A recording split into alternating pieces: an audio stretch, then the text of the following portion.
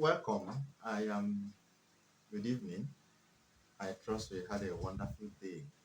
Um, I am Gerard Chukwebuka Omeje. I am the founder of Best Life Foundation, and I am a nurse. I'm a nurse and a psychologist. Currently, I've decided to go into marriage because there are so many challenges facing marriages today, and one of those challenges. It's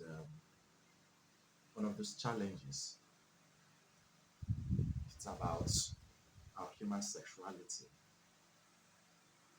If you watch in our society today, we are facing a lot of challenges. And these challenges are, well, we could say that some of these challenges are as a result of poor understanding of what our human sexuality is all about. And one could imagine how a sexual act that should unite couples together is now the same act that is separating couples. If you go to many tribunals today, majority of the cases of divorce is as a result of sexual related issues. And that is why today we want to discuss human sexuality, what it is, what does it mean?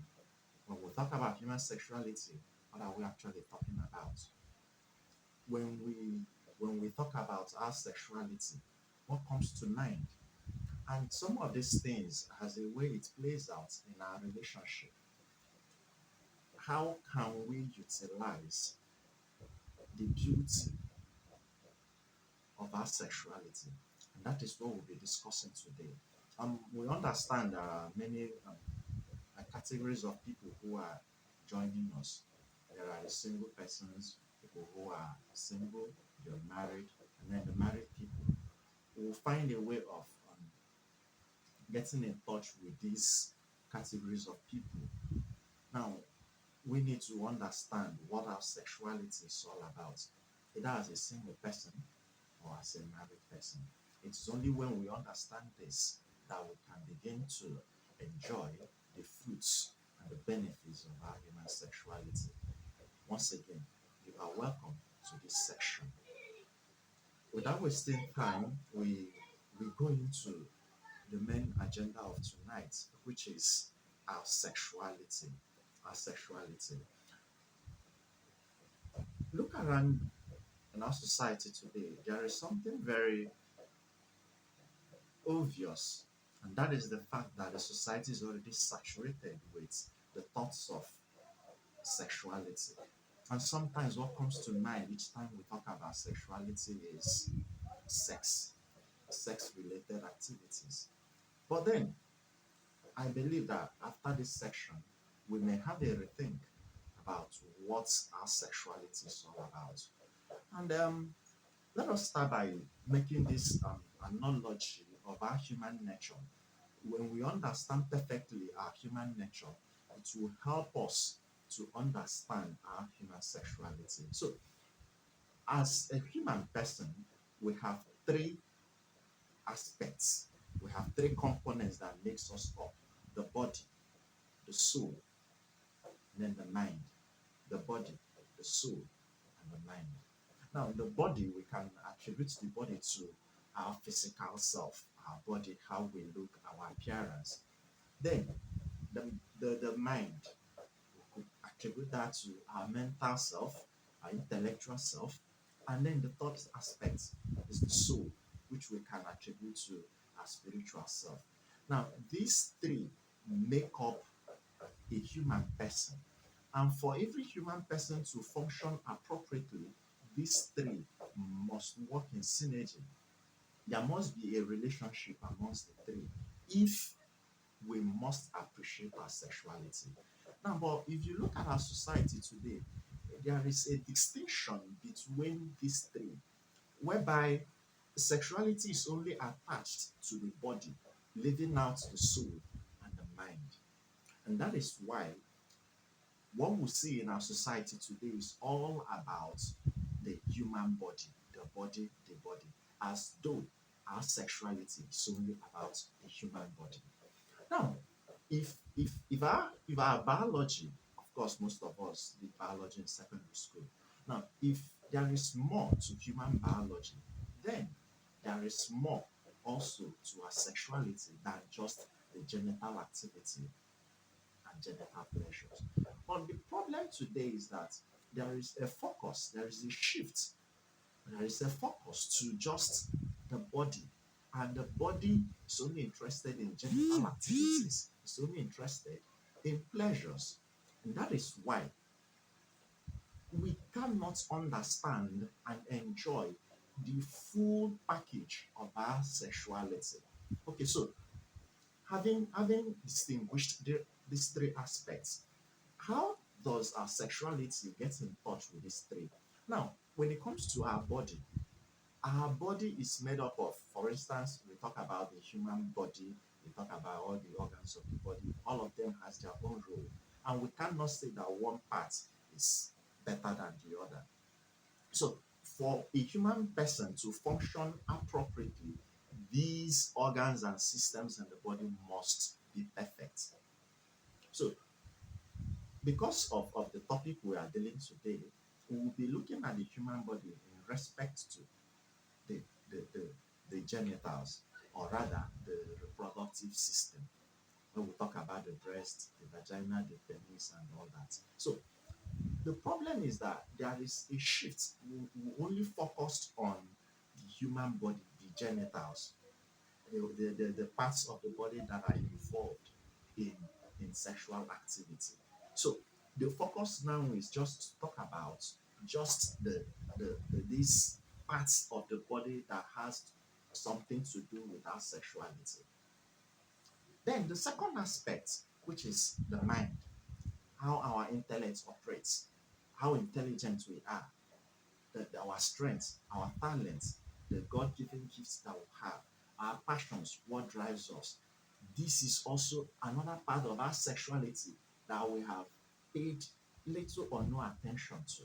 Then, and the other aspect also is the spiritual self, which is the spirit. How much attention do we pay to the spirit? How much attention do we pay to the spirit? So, if we understand that these three has connections, then we will not only concentrate on the physical self, the body. So, having said this, what then is our human sexuality all about? Our human sexuality, it's a gift. When we talk about human sexuality, we are talking about our human nature. And our human nature is such that we are created in the image and likeness of God. In other words, we are not just existing in the body, there is also another part of us that if attention is given to it, it helps us to become a full human person. So when we talk about our sexuality, we are talking about the nature in which we were created. And we were created in the image and likeness of God. So if we must appreciate, if we must enjoy the beauty of our sexuality, we need to understand basically first that we are created in the image of God. And that is where our dignity lies. So if any activity, be it for a single person, be it for a married person, that reduces our dignity, then we are reducing our sexuality to just a mere pleasure, to just mere pleasure. So if we must appreciate our human sexuality, we must understand first that the dignity of our sexuality is because of the dignity God has vested on us on during our creation. So we become more sexually active in as much as we have decided to become that that creature that God has made us to become. Okay, so having said this, now how do we connect our human sexuality to our dignity? How do we connect the two? Now, if we watch, most of the times we make these comments, I want to make love to somebody. That statement alone is also referring us or drawing our attention to the state in which we were created. And what is that state? We were created in love because we have the image and likeness of God. So, with all these activities now, when we say we want to make love, we're actually saying we want to become our very nature, which is that we are created in the image and likeness of God. Remember, God is love. So every activity of man must reflect that love. Simply put, that our human sexuality is all about love in action, love in the body, love in the soul, and love in the spirit. Okay, so having looked at this, and then we already have a basis for us to understand that our human sexuality, it's all about love because we were created in the image of God. Okay, so when we now talk about our human sexuality, usually what comes to mind is sex, genital activity, genital activity. So we are going to have look at some thoughts about what our sexuality is all about.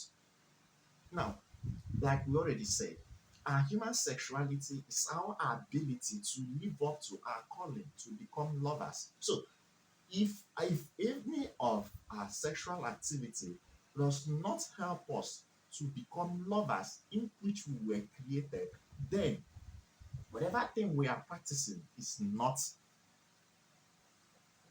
about our nature. Okay, so the first thought says that our sexuality is a form of vulnerability and it must be valued as such. Now, it is all about revealing yourself vulnerable. When we say somebody is vulnerable, it's not in the negative sense. It's about this person is vulnerable to being open to another person. So, our first thing we need to understand about sexuality is that our sexuality is a form of vulnerability. Now, how vulnerable are we? Now, we need to be vulnerable in our body. We need to be vulnerable in our soul and in our spirit. Now, what I mean is this: we must be able to have exert some control on how we exercise any of these parts of ourselves. Now, what it simply means is that for us to be vulnerable in order to practice or in order to enjoy our sexuality, it means that we must attach some element of sincerity, some element of revelation, some element of openness to our partner. Remember, our sexuality, it's all about us becoming lovers. So, one of the criteria for us to enjoy our sexuality is that we must be vulnerable. And in that vulnerability, we are talking about being open, being open, okay? Then another point again is that when we talk about sex, it is not just a fun, it's not just a physical release, it is about the emotions attached to it. It's about expression. So when you make love to somebody, what actually do you have in mind? Do you have in mind to just release some tension? Or are you talking about human emotions? It's about sharing. It's about sharing in the life of another person. It's very important. And the next point says that sex, those who feel that sex is an absolute right, that is their absolute right, should understand that their partner has dignity. And their dignity is because they are created in the image and likeness of God. So if you engage in sexual activity with your partner and you are reducing your partner to a mere object of self gratification, then you are reducing the dignity of that person. You are reducing the dignity of that person because God has designed sexual intercourse and conjugal love to be symbol of total self-giving, intimacy, commitment, fidelity. And these things can be achieved through vulnerability by being open, by revealing yourself. So if you reduce your partner to a mere sexual object, then you are not practicing your real self. Another important part again is that it is about a sharing, about interpersonal relationship between two people. It's about interpersonal relationship about two people, whereby there is this how do I put it now? There is this there is this interwoven, there is this exchange of our personality. There is an exchange of our personality because in that ecstasy of orgasm, it is at that point that you are entirely saying, I am all yours. So it is not just something we should just enter just to ease off tension. No, it is actually something that you are saying, I take you the way you are. I am taking you the way you are. I have no regrets taking you the way you are. So in that very act, it is about an exchange of personality. You are saying, yes, I know you have these faults, but then you are mine. And I am accepting you the way you are. That's why we say that when we talk about sexuality, we are talking about being vulnerable. So, in that very act, you are becoming another person because there is an exchange of personality. You may wonder why sometimes, if you look at our parents, you begin to see some resemblance. You begin to see some resemblance because there is a sharing of the body, there is a sharing of the mind, there is a sharing of the soul. Okay, so another important point again is that we should understand that genital sex should not be confused with acceptance, with us being human. It's not it should not be confused with the quest for intimacy, for affirmation. Now, most of the times when we engage in genital sex, it is just more or less to feel elated, to feel to relieve some tension. But that is not what it is. Most of the times, what we need is actually connection. It's actually intimacy, acceptance, affirmation, and not just a sexual genital sex. Okay, now if we understand that our sexuality goes beyond just the genitals, it goes beyond just the genitals, we will begin to have some rearticulation of our sentiments about our sexuality. And that is why it's important that we begin to highlight some basic knowledge that we need to have for us to enjoy this particular part of us. And the first one says it requires discipline and self control. It requires discipline and self control. If couples must enjoy their sexuality, they must practice self control and discipline. When we practice self control and discipline, it simply means that we are not going to reduce our partners to objects of gratification, whereby at any point, at any time, we will be able to exert some control over our urge. So, first thing for us to enjoy our sexuality is what? Discipline and self control. Discipline and self control. And now, as we practice that, we'll begin to see that the essence of the union, the essence of the sexual act, is actually to satisfy your partner and not just to feel satisfied. Remember, sexuality is about us becoming lovers because we are created out of love.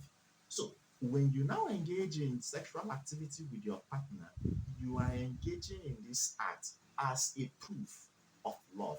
We can even say that sexual expression is pure love in action. And this practice of this pure love can only be achieved through discipline and self control. Discipline and self control.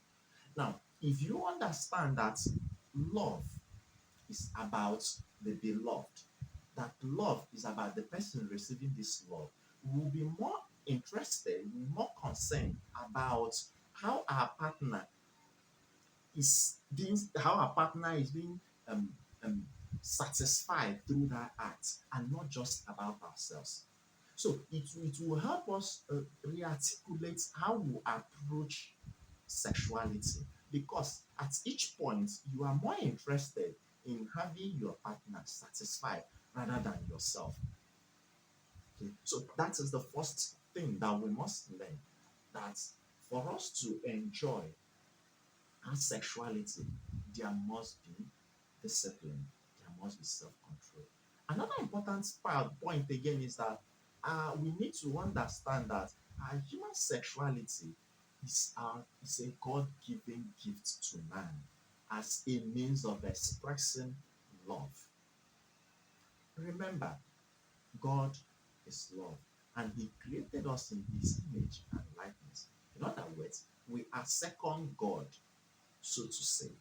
What it simply means is that any relationship we have with one another must reflect that love. So if your own sexual activity with your partner does not reflect love, then it is not love. What we are saying is that for us to on what we are saying is that human sexuality is about the love that God has bestowed upon us. And we want to share that love with another person. What it simply means is that as you are looking at your partner, at your wife, you are looking at your husband, you are seeing another God. And then in exercise of that love, you are more interested about the beloved than yourself. Which simply means that you, you as a person, you are dealing with another God. And the very act between you and your husband should reflect that love. That is why a husband who forces the wife to have sex with him is not actually expressing love. Remember, this very act symbolizes love. And because we were created in love, this act must be expressed as love. Anything short of this is wrong. Another important thing again for us to understand when we talk about human sexuality is that there must be respect for the dignity of your partner. And that dignity, like we already said, is because this person is created in the image and likeness of God. In other words, we should not treat another person as objects of sexual gratification. We should not treat that person as objects of self satisfaction. Oh, I'm just with this person just to satisfy myself. So, if we must enjoy our sexuality, which is our ability to love, then we must treat every person with dignity.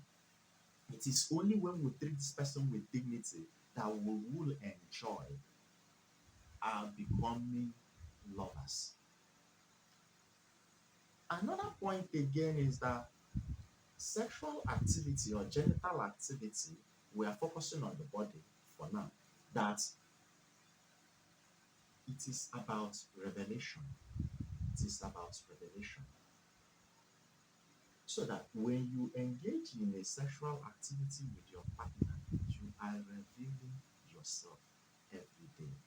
You are revealing yourself every day. So it is not just about the orgasm, it's about revelation. And let me lay some emphasis here. Before we can reveal ourselves to another person, we must know ourselves. We must know ourselves. So the first question we should ask ourselves, have we known ourselves? It is when we have known ourselves that we can now reveal ourselves to another. So it is about self-revelation. You are saying, take me as I am. This is who I am. Take me as I am. Now, if we claim we love somebody, we must be able to accept them for who they are. Or are you just engaging in this activity just for self gratification, just to satisfy your urge?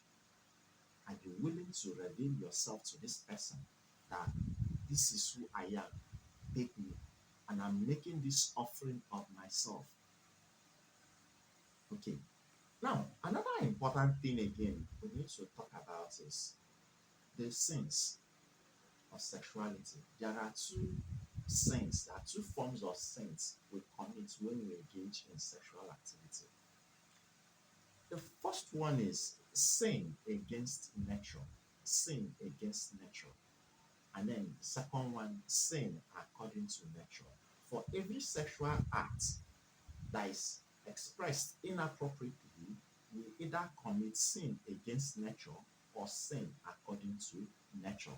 Now, sin against nature. Naturally, every sexual act or every genital activity, there must be the insemination. There must be the insemination, the depositing of the semen inside the vagina. That is the natural process. But what do we see today?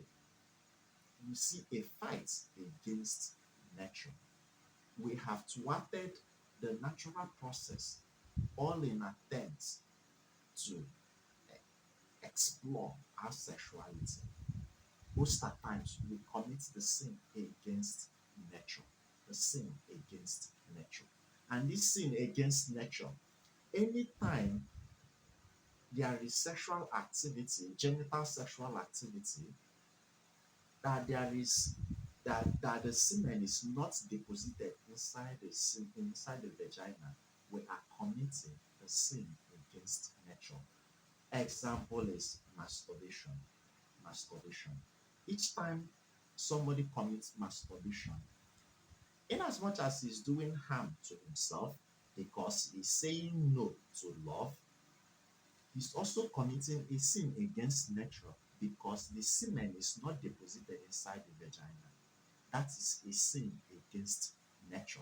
And all the sins against nature, which we will explain, all of them says no to love.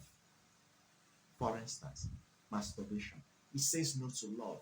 It is about self. It is about feeling satisfied. It is about releasing some tension. Contraceptions.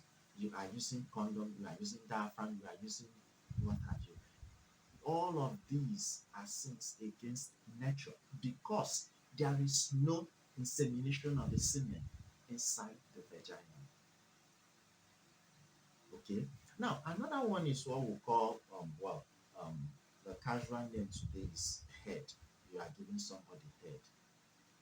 We should also understand that giving somebody head, that there is no insemination of the semen inside the vagina. This is also a sin against nature. We are thwarting the natural process. We are thwarting the natural process. Another one is again is now which other example do we have? Anal sex. Anal sex. This is also a sin against nature. But let us quickly say something here. In all of this, if you look at the human body, if you look at the human body, all the various parts of the body has a role. They have a role. For instance, if you look at the digestive system, talk about the mouth, the esophagus, the stomach, the small intestine, and all that. They have a purpose. If you look at the sensory organs, talk about the eyes, the nose, the ears, they have a role. All the systems in the body, they have their own role. That is their natural way that God created them, that God made them to operate. So why is it that when it comes to the reproductive organ, the reproductive system, we now want it to form, to start using other parts that have their own special role. We begin to use them for or in place of Now, somebody who is committing oral sex, truth be told, the mouth is meant for food. It's meant for food. How come we are using this same mouth as another part of the reproductive system? The anus is for excretion. How come we are using the anus for, or we are using the anus as another part of the reproductive system? The reproductive system has their own special role, what they were created for, what they were made for. So each time we now use any other parts of the body for the same purpose, we are fighting nature. And that is one of the reasons why many persons in our society today are empty. We are empty because we are all in attempts, oh, sexual revolution, sexual exploration. We tend to reduce our dignity. We make ourselves less a human being. Now, the other sin is sex, or rather, sin against the sin according to nature. Sin according to nature. Now, sin according to nature simply means that even though there is insemination of semen inside the vagina, but then this act is inappropriate. Now, when we talk about it, when we say that it's inappropriate, we are saying that it thwarts the human perspective of our sexuality. Our sexuality is violated. Example, fornication. Now, for fornication, it's actually a sin. Why is a sin? Is because genital expression of our sexuality is meant for the married. So even though there is insemination of the semen inside the vagina, but it's inappropriate for one to practice that. That makes it a sin. It's a sin according to nature. Though the natural process are observed, but the persons in this act should not engage in them. Another one is adultery. Adultery. You are married. This genital activity should be between the husband and the wife. But this time around, you engage in this outside of marriage. The other one is rape, incest, and the rest of them. All of these are sins according to nature, sexual sins according to nature, because though there is segregation of semen inside the vagina, but the persons in this very act, they are inappropriate. They are not, well, in the quotes, authorized to engage in that act. So, having listed some of these, how then should we approach our sexuality? How then should we approach our sexuality? Let me quickly say that if you have questions, just put it down in the comment section. Put it down in the comment section, and then we will respond to them after. Okay, so let us now dive into our sexuality proper. When we started, we said we have three components: the body, the soul, and the mind. Now, what I'm going to say now is directly for the single, the unmarried persons. Of course, we are in a relationship. Man naturally is social, is relational in nature. They are relational in nature. We want to we want to be in communication with another person. We want to be in communication with another person. We want to connect. Now, if we focus on just the genitals, which is the body, we will not enjoy even the genitals. What we are simply saying is that for us to enjoy our sexuality in totality, we must develop the physical self, the spiritual self, and then the mental self or the intellectual self. And in our relationship, for those who are single, the focus should be the intellectual self and the spiritual self. It is when we are developing this that you have built this sharing. You're already sharing with this person your intellect, your talent, your gift, You are sharing with this person thoughts about spirituality, thoughts about holiness. There is this sharing. And now it is these two that can now help us practice effectively our sexuality when it comes to the physical self. So for the unmarried, if you want to explore your sexuality appropriately, if you want to explore your sexuality appropriately, let there be let there be less focus on the genitals. Let there be less focus on the genitals. Now we have a problem already in the society where men think of women as just objects of sexual gratification. Of course, we may hear people say that what will a woman offer? Is it not just her body? And women will even baptize it by saying that men are just looking for sex. In other words, we are just reducing ourselves to just mere sexual objects. There is no deeper connection. Now, for the unmarried, what we're actually looking out for is connection with somebody.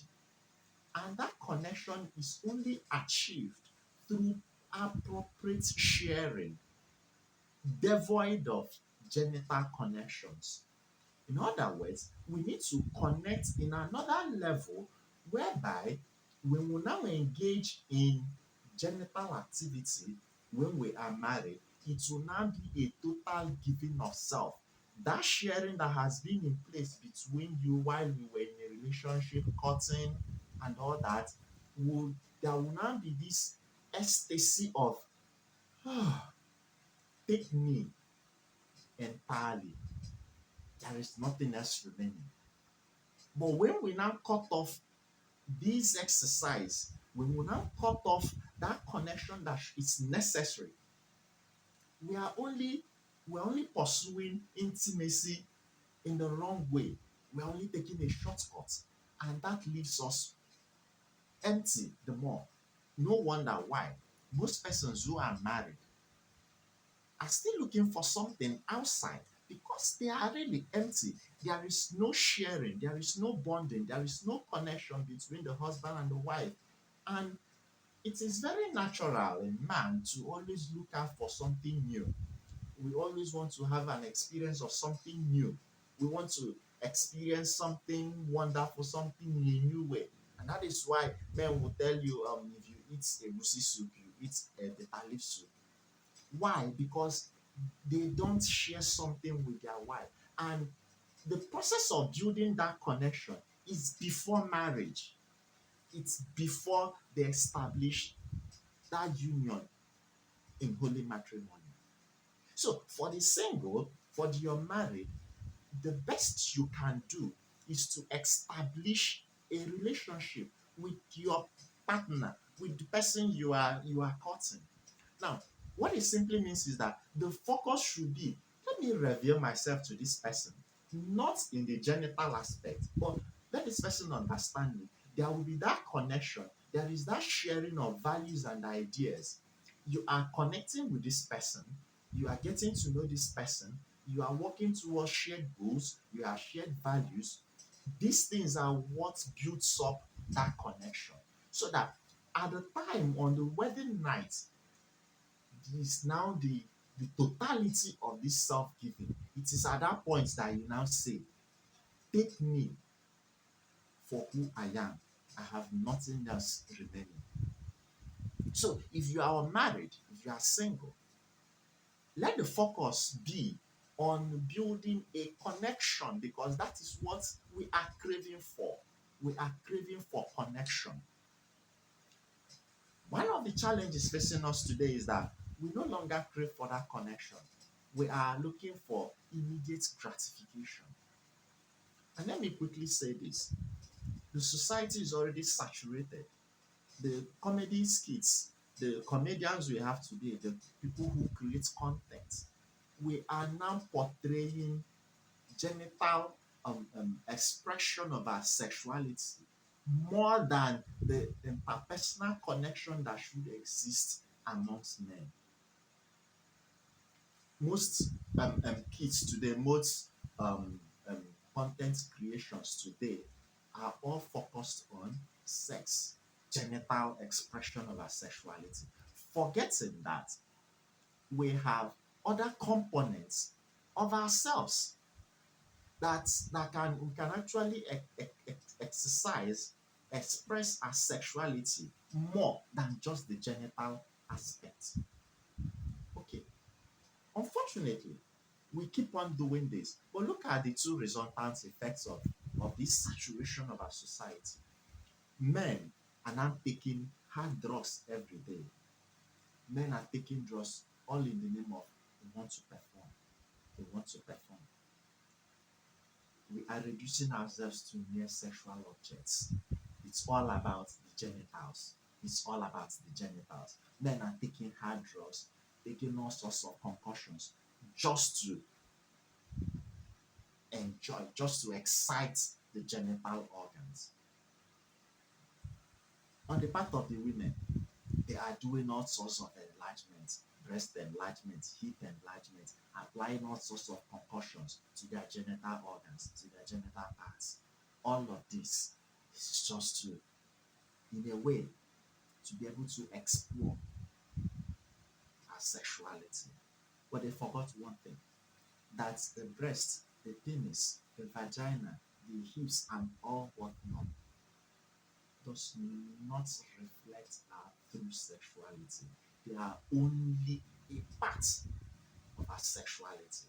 And more so, the least, because women, they now forget that they are a component, they are a full-fledged human beings with dignity. And their dignity is not reduced to the size of their breast or the size of their buttocks. And that is where our problem lies. The challenges we face in marriages today as a result of this. Because most persons feel that if I increase the size of my breast, the size of my backside, then I'm exploring my sexuality to the fullest. But that has rendered us empty. We are still in search of something beyond just the genitals. Men are taking all sorts of concussions. At the end of the day, they are still empty. Marriages today are collapsing because all we are looking for is how to either increase one thing or the other, either how to perform for hours and what have you. That is where the problem lies. So, if we must express our sexuality, we must look beyond just ourselves. We should look beyond just the different parts of our body. That our sexuality is more than just the breast. So, for the unmarried, why not look at connecting with somebody? Why not invest in knowing this person? Why not reveal yourself? Why not share your life with this person? So that when you are married, genital expression of our sexuality will now be the icing on the cake. It will now be the icing on the cake. It is also very important that we talk about sex deeply. Sexual intercourse is a sign of total unreserved giving of self. Now, if people who were in a courtship have been revealing who they are, their skills, their talents, their strengths, sexual intercourse will now be the sum total of this self giving.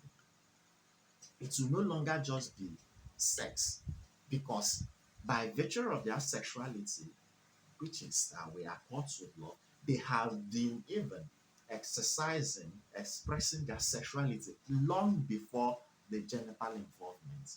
So, sexual intercourse is more or less a totality of this self giving, whereby you are not saying, I have nothing else remaining.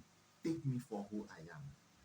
And now, at the moment of orgasm, the individual's personality is lost.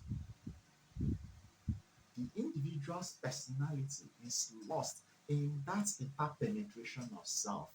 There is this connection of the body, the soul, and the spirit. And these three make up one's personality. You begin to see that there is that feeling of loss. You've lost yourself in the embrace of your beloved. Why can't we now pause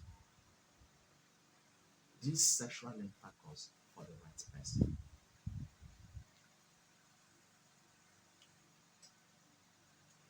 Another important thing is that for us to exercise sex in the appropriate way, there are some characteristics that must accompany it: love and commitment.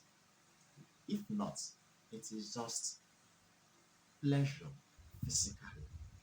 It cannot offer us the same degree of pleasure, the same degree of satisfaction if there were love and commitment. For the single, why do you engage in sex? And is that sex accompanied by love and commitment? And by commitment, we mean that whatever thing that results from this activity, we are willing to take responsibility for it. So, for us to engage in sexual intercourse, there must be love. And the love we're talking about is that which seeks for the better good of the other. You are looking for the best version of the other. You want this person to become the best. And he also has commitment. Commitment in the sense that whatever comes out of it, I am willing to take it. It is not just about the pregnancy.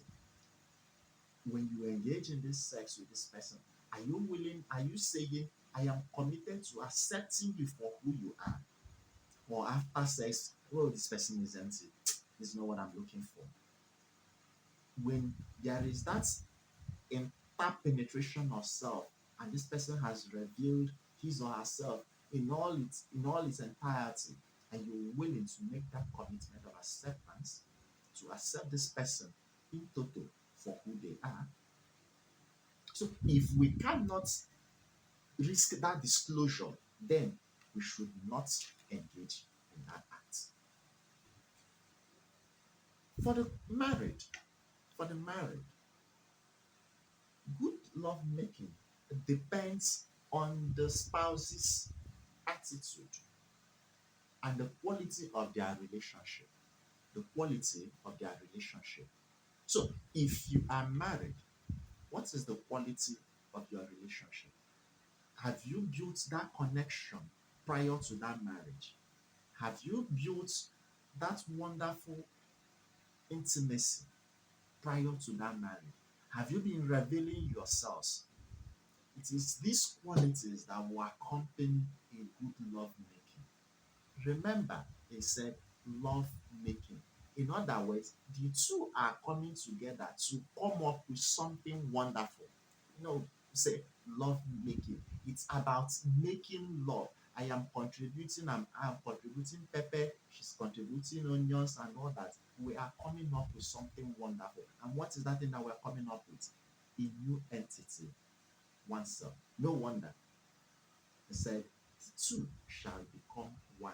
So, in that very exchange of self through sexual intercourse, a new entity is formed. One flesh is formed. So, what is the quality of the relationship that can accompany their union that we seek? What is the attitude of this person? And that is why we may not be able to control the attitude, but we can do something. There must be some criteria that we must meet for us to achieve a good love making. In that context of a good love making, it requires trust. Do you trust your partner? And this trust is all about when I've revealed myself, are you willing to accept me? Do I trust you enough that when I reveal myself, you will still accept me? It's just security. Remember, we initially said that for us to exercise our sexuality, we must, we must be vulnerable. Is that security that I have revealed myself, I've become vulnerable, and I am in safe hands? Are you offering me that security? So for the married persons, are you creating this avenue? Are you making the attitude wonderful so that the act of love making will be wonderful? What is produced will be something gratifying, satisfying. Is there care? Do you care for your beloved? Do you care about his or her feelings? Is there acceptance? Are you going to have you accepted this person for who they are, or are you just looking for genital pleasures? Is there honest communication? Is there friendship? Is there playful curiosity and openness to learn? These are some of the elements that we can have, and then we can now appropriately say that we are we are practicing our sexuality the right way. So for the married persons, for you to enjoy or produce something wonderful through love making, is there care for your partner?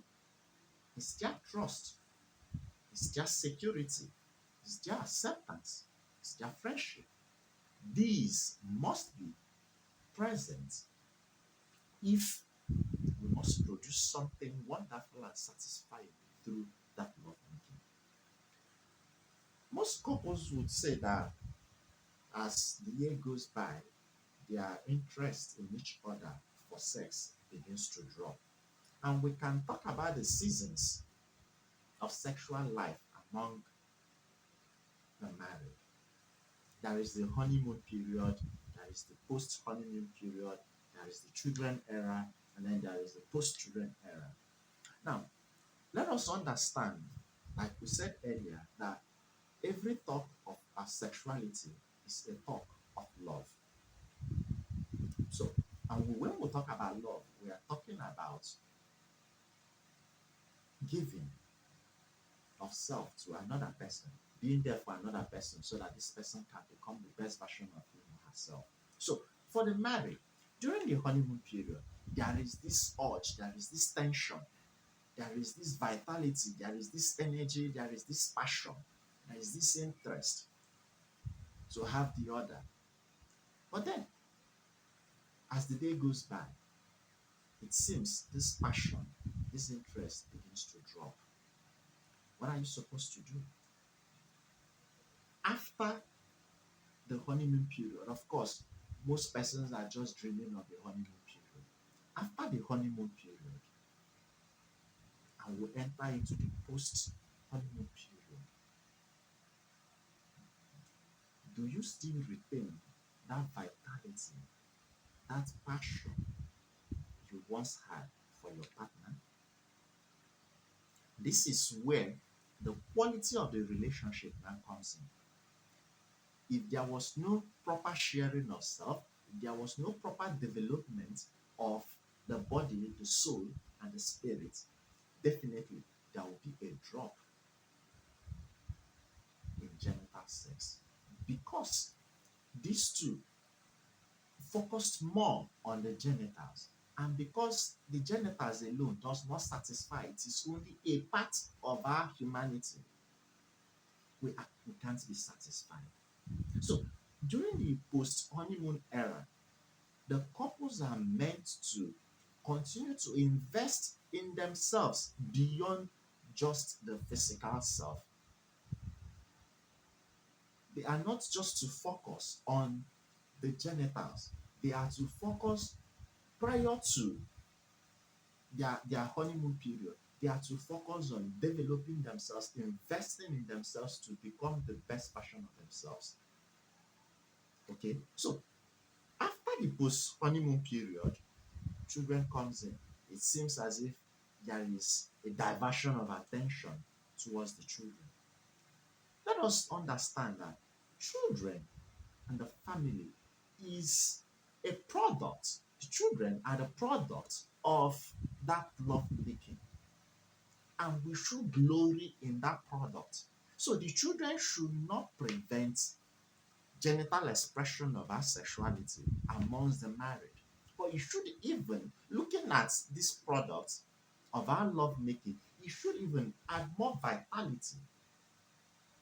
So if we must increase that, we must look at the individual with integrity, with dignity, that though they are married, but they have more than just their sexuality. Most of the times it affects men more, whereby after their wife have given birth, they feel their wife is now out of shape. They are out of shape, but they are not out of dignity. They still have their full dignity intact. So if during the children era, the man focuses only on the genitals, on the breast, on the vagina, and all that. She's no longer that wonderful shape that you married. Then there will be a problem. So during the children era, the man should also remember that the children that they are products of that love making, and their wife did their dignity did not reduce because they have given birth. No, so it is even at that point that you invest more in your wife, telling your wife that, oh, you are the best. Because you are looking beyond just the genitals. Because you are looking more to a complete sexuality. You are looking beyond just the physical self. During the post-children era, it seems as if it's just the husband and the wife that have to spend their life together. It is the memories they have built, it is the quality of their relationship that will sustain them. Because at that point, it seems everything is going down. Everything is going down. So it is at this point that the quality of the relationship so far sustains them.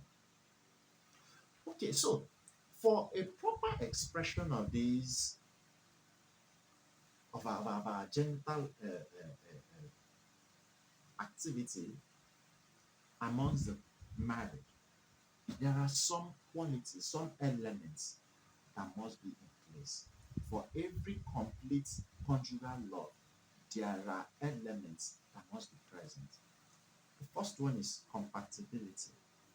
I'm not talking about sexual compatibility where people will tell you, you need to have sex with her before to know if they are sexually compatible. No, that's not the compatibility we're talking about. The compatibility is, are there shared interests, values, and goals?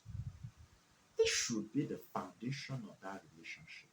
It is when there is that compatibility in shared values, goals, interests, ambitions, that the two has something connecting them. So if we must enjoy our full sexuality, if we must enjoy a conjugal love, there must be compatibility in our interests. We may not pursue the same career, we may not pursue the same thing in life, but we must be able to support each other. It is not a point where the man wants this and the wife is against it, even if it is not in line with what you want. But because our sexuality is all about love, you are willing to support. The other one is commitment. It's all about a voluntary decision, and you're willing to make that decision to care, to be faithful, to preserve through the hard times. We must be willing to make that commitment. There must be passion. There must be passion. But before passion, there must be intimacy, that closeness, that vulnerability, that connectedness, that connection between the two. Now, what now unites and cements these three is passion.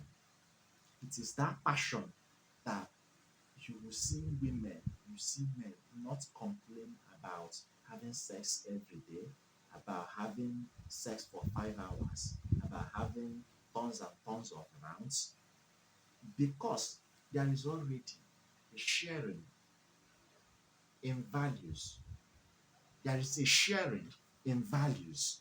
This person is already connected to you in a very special way. You are connected to this person. There is that commitment. You've made that decision to be for this person. You want to be with this person. You enjoy the communication, you enjoy the connection. There is that intimacy. It is this trait that aids a wonderful love making.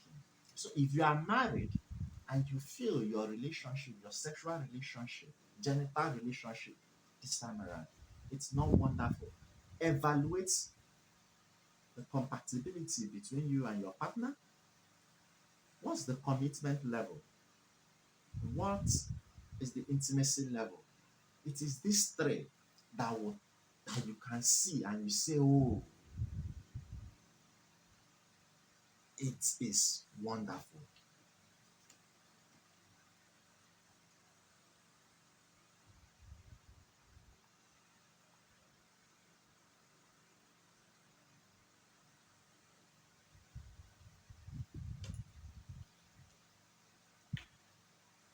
Okay, let me reconnect. I think my Bluetooth is having some issues.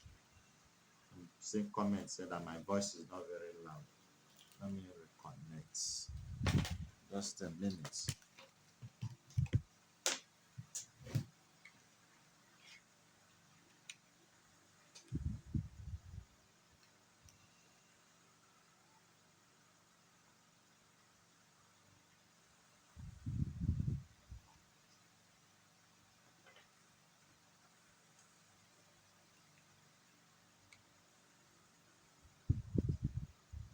Okay, sorry for that break. So for couples to really enjoy their sexual relationship this time around, the conjugal love, these four elements must be there: compatibility, intimacy, commitment, and passion. So if any couple complains that their conjugal love is not very wonderful, it is not satisfying, ask them about their compatibility. Do they have anything that they are sharing together? Do they have anything they are sharing together that connects them? Do they have shared values? Do they have shared interests? What is it that the two of them are giving their lives for? They want to achieve this by all means. That is what will sustain them, and that will translate into the quality of that relationship. What is their commitment level? Are they really committed to be there for the other? What is their vulnerability? Are they vulnerable? How close are they? What is the level of their connection? And these things is to be seen in the passion they have for each other. They always want to be there. They want to have each other. They want to always spend time together because they have something connecting them. They have something connecting them. So if we understand all of this, we will now see that if connection, if intimacy or commitment or compatibility is lacking, you will see that there is a loss. You will see either of the partners complaining. This is what will lead to more of infidelity because there is nothing really connecting them. And this leaves both or either of them empty. And when they are empty, they start looking for some physical things to satisfy them. That is when you will now see men, they want to take all sorts of concussions for them to last longer because there is no connection. You see the women, they want to go and do hip enlargement, they want to do breast enlargement, they want to apply one concussion or the other. All of these is as a result of lack of compatibility, commitment, and intimacy, which will be seen in the passion they have for each other. But then, something is very important here. In all of this, there is something very important that we must learn. And that thing is self mastery. How much do we know ourselves? How much do we know ourselves? When we started, we said that one of the criteria for us to express our sexuality properly is discipline and self control. How much do I know myself? I need to know myself to a point where I can share my life with another person. And that is why during courtship, or well, dating, as we may call it, the approach, the first concern should be knowledge of self. It is when you have known yourself, you begin to share with some other person. That is what will help you in having a wonderful connection with somebody. You must know yourself. So, and this knowing yourself also entails respect for self. So you will not even engage in any activity that will hurt you as a person, let alone hurt another person. It is that self-mastery that will you able to understand that another person has dignity that must be respected. Just the same way you have dignity and you are respecting your own dignity, another person has also dignity. And this is what will help us have a wonderful marriage. So when we talk about our sexuality, we should understand that it goes beyond just the genitals. It goes beyond just the genitals. And basically, it is this sexual activity, or rather our human sexuality, that proves the essence of our human existence. And what is the essence of our human existence? Love, procreation, and family. We are made to love. And it is when we love that we can procreate. And it's when we procreate that we can establish a family. So if we must practice our sexuality the right way, we must be willing to love. We must be willing to love. It is only when we love, first by loving ourselves and loving another person, and then in engaging in a genital activity, that we can procreate. And it is when we procreate that we can establish a family. What are the benefits of our human sexuality? What are the benefits? One of the benefits is that it does not just excite our physical self, it also impacts the mind and the soul. We become agile. You see us flourish. You see us flow with whatever thing we do. We are more successful in life. So, our human sexuality, which goes beyond the genitals, not only does this satisfy us physically, of course, every form of expression of our sexuality goes with pleasure. Not only do we enjoy the pleasure, but it adds vitality to our life. We are more alive.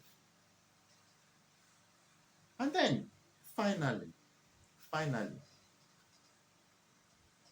let us focus on our person rather than our physicality.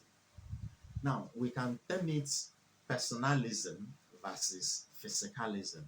Now, for physicalism, it is all about the genitals. It is all about the breast. It's all about the penis. It's all about the vagina. But when we talk about our personalism, it is all about the human person. It is all about the human person. You want to connect with this person. It is about connection. It is about vulnerability. It's about intimacy. It's about compatibility. But that is what that is what the society is lacking. We now focus more on physicalism, leaving out personalism. Then, importantly, the goal of sex education. The goal of sex education. Most persons have said that we should teach our children about sex. But are we actually teaching them about sex? Or should we teach them about the entirety of their sexuality? So the real purpose, the real goal of sex education is to introduce human beings to the knowledge and exercise of truly becoming responsible and partner oriented. We are trying to expose people to being partner oriented by developing behaviors that thinks more about others, the co-founder of positive psychology made a statement that others matter. So the fundamental goal of sex education is not to teach children that when they are 14 years, their puberty level, they are to express this and that. No, the goal of sex education is to introduce human beings to the knowledge and exercise of their humanity, of being responsible, of being partner oriented. It is about teaching people that they are made for love for one another. It is when we are teaching young people this that we can now exercise our genitality and we can exercise our sexuality properly. So the essence of sex education, when we expose people to the beauty of love, when we expose people to the beauty of being responsible, of being committed, of developing partner oriented behaviors, then we are developing in people the ability to give and receive love. So if you want your marriage to be wonderful, you are preparing to marry or you are already married and you want to enjoy your marriage, start from your relationship to develop the ability to give and receive love. It is when you have developed this that in marriage, every act in that marriage will now be a symbol of love because you've already developed the ability to love, the ability to give, the ability to receive love. Thank you for listening.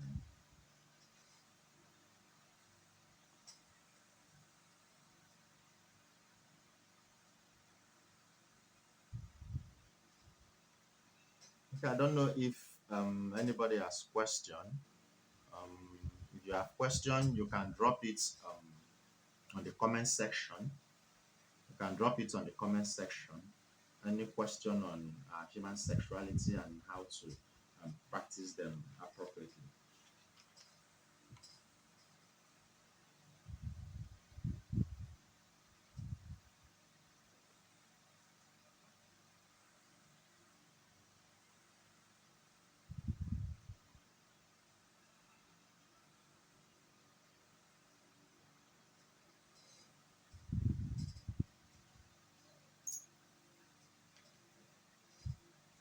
Okay. Well, thank you for joining this section. If you have questions, you can always drop it in the comment section, and then we will attend to it. Kindly share, follow us. We'll be having other sections subsequently, and we'll also share them. You can get our contacts in our Facebook page, Path Life Foundation. Our contact is there, our email is there, our WhatsApp number is there also. You can also reach out to us. The goal of Path Life Foundation is to restore the sanctity of marriage, is to make us become truly human. It's about making us return to our nature, which is to love. We are also interested in helping our youth to become the best version of themselves. We want people to really become the best version of themselves by using and developing their character strengths, by focusing on their strengths and talents. Finally, we're also looking at helping the poor ones, parents who find it difficult to train their children in school. We also want to assist them in one way or the other so that these children do not drop out of school. This is actually the goal of Birth Life Foundation. Thank you once again for joining and see you some other time. Thank you.